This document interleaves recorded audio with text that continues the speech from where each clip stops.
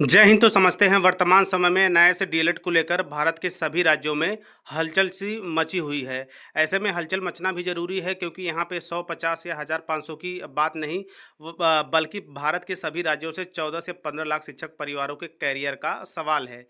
ऐसे में मान्यता के लिए आप देख ही रहे होंगे, दिल्ली की बात की जाए या फिर एमएचआरडी मंत्रालय की बात की जाए या फिर अन्य जो कि सांसद विधायक हैं उनसे मिलने की बात की जाए या फिर विपक्ष के नेता से मिलने की बात की जाए, सभी चीज़ें क्रम से चल रही हैं लेकिन नतीजा अभी भी शून्य है।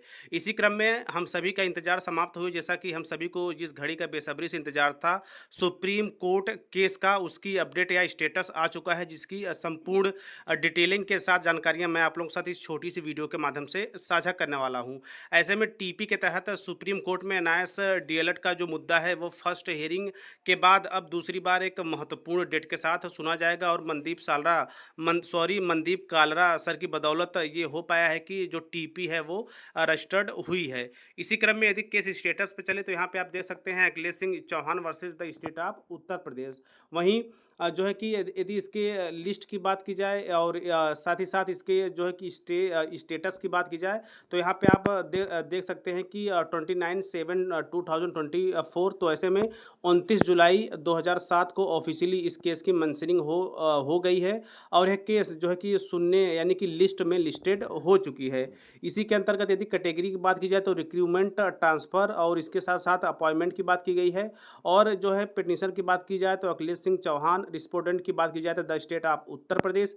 इसके साथ साथ पिटिशनर एडवोकेट की बात की जाए तो मनदीप काल्ला सर है, जिनकी बदौलत जो है टीपी की मंजूरी मिली थी। इसी क्रम में इस केस से भी काफ़ी महत्वपूर्ण जो है आशाएं हैं, क्योंकि ये भी आपने देखा होगा कि बिहार वाले मामले में जो है कि सुप्रीम कोर्ट में यही कहा था कि आप डायरेक्ट नहीं आ सकते, आप किसी जो है कि राज्य कोर्ट के जो है कि संबंध में ऊपर आ सकते हैं। इसी क्रम में या इन सब के होते हुए यह केस अपने आप में काफ़ी महत्वपूर्ण रोल अदा कर सकती है। तो ऐसे में यदि इसके डायरी नंबर की बात की जाए तो 4961/2024 है। इसके साथ साथ यहाँ पे जो है कि कंप्यूटर जनरेटेड कैटेगरी के अंतर्गत यह मेंशन हो चुका है, यानी कि जैसे ही आप ऑफिशियल जाएंगे सुप्रीम कोर्ट के साइट पे, वहाँ पे आप इस जो है कि डायरी नंबर 16788 के अंतर्गत इसको चेक कर सकते हैं।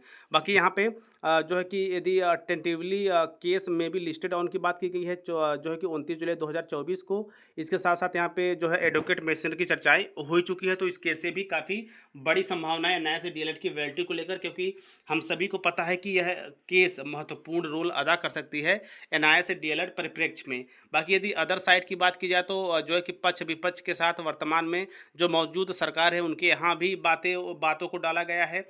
इसके साथ साथ 2017-19 के समय जो भी एमएचआरडी मिनिस्टर थे, जो भी एनआईएएस के चेयरपर्सन थे, उनके भी समक्ष इन बातों को रखा गया है।